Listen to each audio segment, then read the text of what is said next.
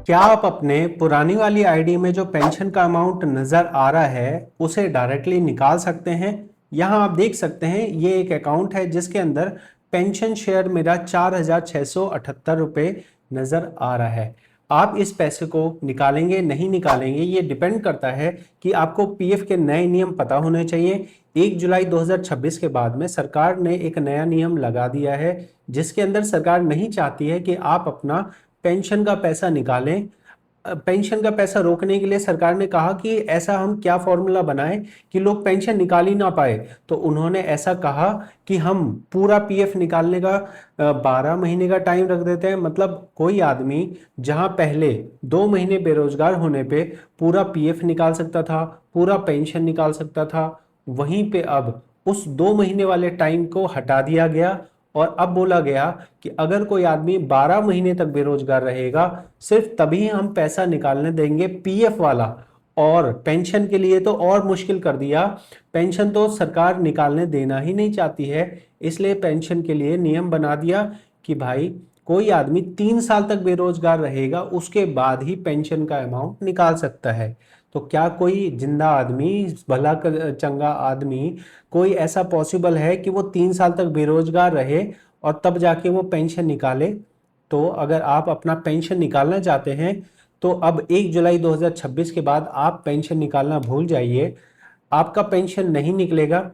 आप सिर्फ एडवांस ले सकते हैं, फॉर्म नंबर 31 भर सकते हैं और उससे आपका पीएफ में जो पीएफ का अमाउंट है उस पीएफ अमाउंट का 75% निकल सकता है। फॉर्म 10C आप नहीं भर सकते हैं क्योंकि 10C भरने के लिए नियम यही बना दिया गया है कि पूरी तरह से बेरोजगार हो, कहीं काम ना कर रहे हो। ऐसा आप नहीं सोच सकते हैं कि मेरी पहली कंपनी तो मैंने 2021 में छोड़ दी थी, उसके बाद मैंने कोई और नौकरी ज्वाइन कर ली, तो क्या पहले ही 2021 वाली नौकरी छोड़ी हुई क्या मैं उसको निकाल सकता हूं क्योंकि उसको छोड़े हुए तो 3 साल हो गए?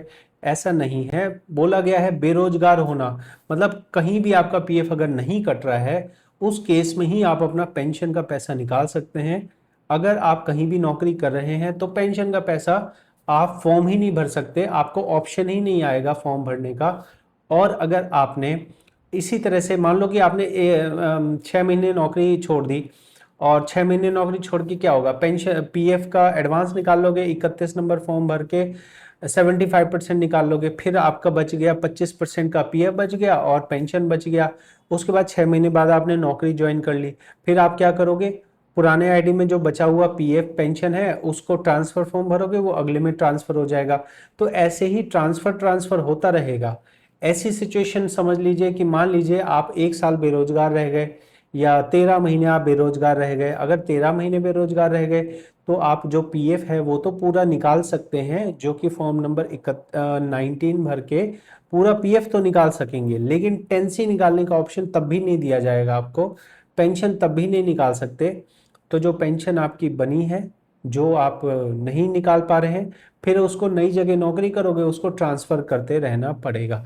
तो कुल मिला के ये थी सारी कहानी कि आप अपना पुराना पेंशन निकाल सकते हैं या नहीं निकाल सकते हैं, या फिर अगर आपने लास्ट जगह नौकरी करी है तो पेंशन निकल सकता है या नहीं निकल सकता है।